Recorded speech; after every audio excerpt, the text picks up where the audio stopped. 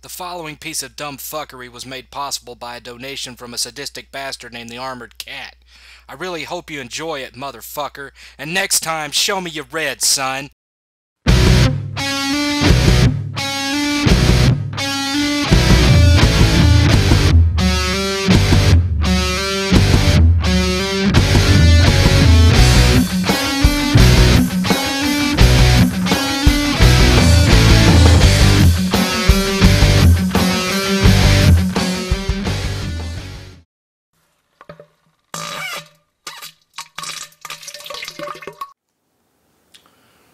Let's see.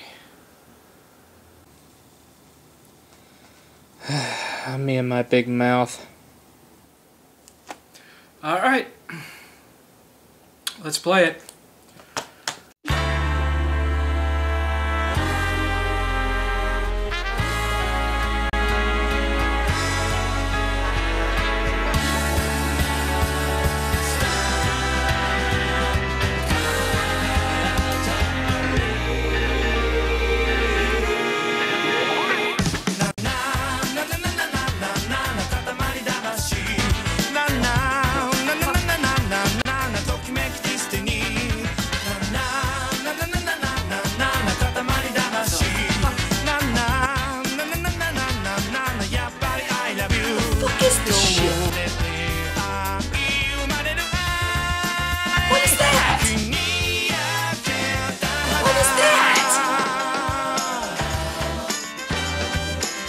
What the fuck is that?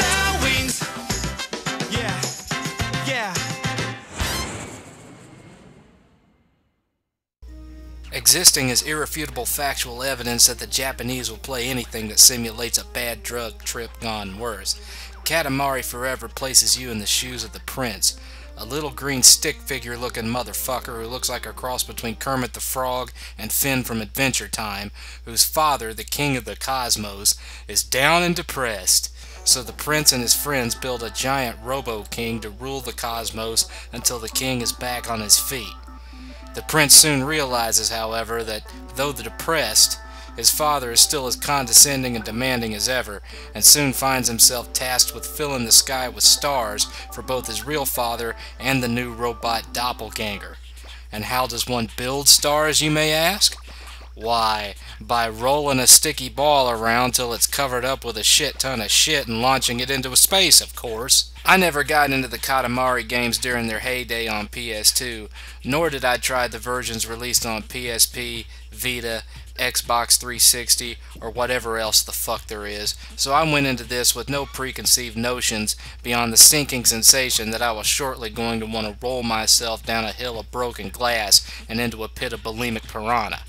Aside from the number of levels to unlock, this game could be a downloadable like, say, I don't know, Nobi Nobi Boy, another of Kieda Takahashi's exercises in video game sadomasochism.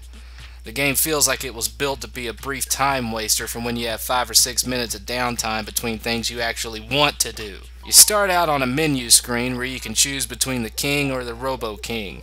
From there you select your particular flavor of mindfuck for this evening, and then either the king or the robo-king will spew a litany of batshit insane rhetoric that may or may not tie into the general theme of the level you're about to subject yourself to. And then there you are, rolling a big sticky ball around, picking up whatever you roll over that's smaller than you are. The more you pick up, the bigger your Katamari gets, like a gigantic turd rolling down a mountain of horse shit. But still my beating heart. Though there are variations, most levels have a size goal to reach and a time limit. Of course, the bigger you get, the larger the objects you can pick up, so the sooner you get big enough to pick up, well, fuck, everything in the level, the better. Sometimes there are side goals, like this little brain twiddler here, where instead of a Katamari, you're rolling a little Japanese man in a fucking diaper around, trying to make him fat enough to knock a ginormous sumo wrestler off the mat before the time runs out. But even that's still basically a size meter, because you just bounce off the fat fuck if you haven't picked up enough shit yet. Occasionally you'll happen across a heart pickup that causes your Katamari or diapered Japanese man or what have you to become magnetic, picking up anything he gets relatively close to. This can help increase your size very quickly if It's placed in a location where you can take advantage of it before the effect wears off. 9 times out of 10, however, this is not the case. It's usually off in a fucking corner of the map where you're surrounded by tiny shit that does next to nothing for your size meter, so unless the path you're on leads to one of these hearts, I wouldn't even waste my time going after it. Once you finish a level, the king rates you on your performance, and unless you really overshot the goal, he'll congratulate you on finishing the level, then berate the brass balls out of you for being too slow or not making your Katamari big enough and so on. Otherwise, it takes a lot of practice to keep that fucker the king happy, not because the game is naturally challenging, oh no. Rather, it's because the controls are less responsive than a comatose lesbian nun. First off, with the default configuration, the dual sticks are reversed. You use the right stick to move and the left stick to steer. Secondly, the turning radius is unimaginably slow, forcing you to have to stop and rotate the camera around the Katamari to reposition yourself for sharp turns. Turn, you son of a... fucking turn! I realize this is partially because you're moving a giant ball around, but it's not exactly like this game was made with realism in mind. It wouldn't be that bad if not for the fact that it's so damn slow. You can make your Katamari jump, which can occasionally get you over obstacles or, if you're lucky, bounce you off a wall and into the direction you need to go, which can be done by jerking the DualShock 3 in an upwards motion or by simply squeezing the R2 trigger, which is a lot easier. Still, if you're too close to the object blocking your way, you won't even jump, you'll just sit there, forcing you to have to back up before trying to jump again. It's a pain in the fucking ass. You can also give your Katamari a brief burst of speed by rapidly pushing the sticks up and down in an alternating pattern, but it's so fast you can't really control where the hell you're going, so you have a good shot of overshooting where you wanted to go in the first fucking place. And of course, if you hit an obstacle, it stops you dead in your tracks. This can really be a ball buster when a given goal is in sight. You got 10 seconds left on the clock, you hit your speed boost, and a moving object like a car, dumbass human, cow, or whatever steps right in front of you out of nowhere just as you hit the gas. In short, the designers have compensated for the vapid simplicity of their overall concept and level designs by falsely boosting the difficulty by way of an unnecessarily ungainly bass-ackwards control scheme, most of which could be eliminated by using R1 as a sharp turn button, or being able to use a brake to drift around corners like any racing game made since at least Daytona, USA. And let's not forget that at least once during every damn level, the King or Robo King appears in a giant pop-up goal reminder that covers up a third of the fucking screen to remind you of what size you're supposed to reach or goal you're supposed to meet, despite there being a size meter right there in the upper left corner. All the while, the clock keeps counting down, while the king rambles on in text for 20 seconds or more, telling you what you already know because he already told you when the level started, and you can't see where the hell you're going. The music is the most insipidly annoying and retarded ear torture I've had to sit through since Call Me Maybe started getting covered by every view-hungry asshole with a microphone and a camcorder. It's like they dragged Bobby McFerrin's soul from the depths of hell to regale the developers with songs about the torture endured by the damned, and the fucker's not even dead yet. Half the crap on the soundtrack sounds like a cross between Manumana from The Muppet Show, the theme song to Disney World's Main Street Electrical Parade, and a South African smuggler trying to shit out a bag of blood diamonds. Aside from the frame rate and aspect ratio, the graphics make any PS1 game look good by comparison. It looks like it was designed as a class project by a graphics art student using a shareware level editor. Even that toy car game that came out for PSN in 2007 looks better than this shit. Controls better too. The animals, objects, people, hell, everything is extremely simplistic in both design and movement. It all looks like the doodlings of an average American 8-year-old on crack. Every object, texture, and pixel screams half-assed. It makes every Suda 51 game ever made look like Uncharted by comparison.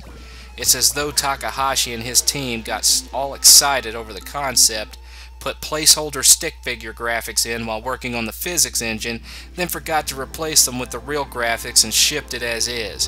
What the fuck is this shit? I feel like I'm trapped in the magical land of chalk drawings, for Christ's sake. Who made this shit, Simon? Well, you know my name is Simon, 'cause I make fucking lame games.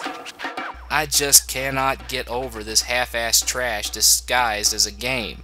It annoys me to the point of fucking distraction. I just as soon run naked through a hailstorm of razor blades than play this shit. Hell, I'd rather play it for real. At least then I could control the fucking thing. In fact, I think I'll do just that. How to make your own Katamari game. Step 1. Get 3 pieces of paper. Crinkle them up. One into another. Try to keep it as round as possible.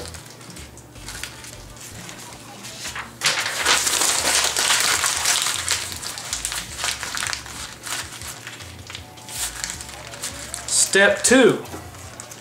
Get you some tape.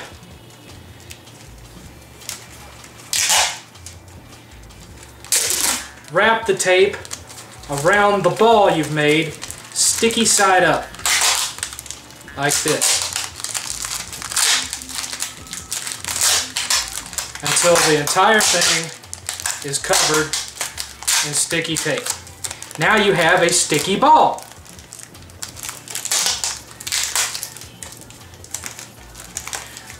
Build you your own level on a table. Kitchen table will work fine, with a combination of books and puzzle pieces and other stupid crap. Set it down and flick it. Derp derp derp derp derp derp derp derp derp derp derp derp derp random English line derp derp derp derp derp derp derp derp derp derp derp derp derp derp derp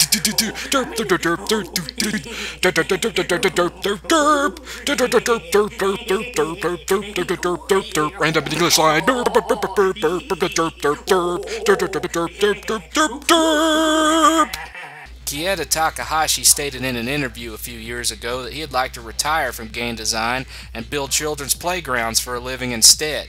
For my sanity's sake and that in the entire American gaming community at large, I'm going to try and inspire him to keep that promise by giving this piece of shit Katamari Forever a 1 out of 7, and he'll be fucking thankful that he got that. I knew this game was going to be rotten balls the second it started. I mean, look at this fucking bullshit. He lives in the motherfucking Smurf village, for Christ's sake.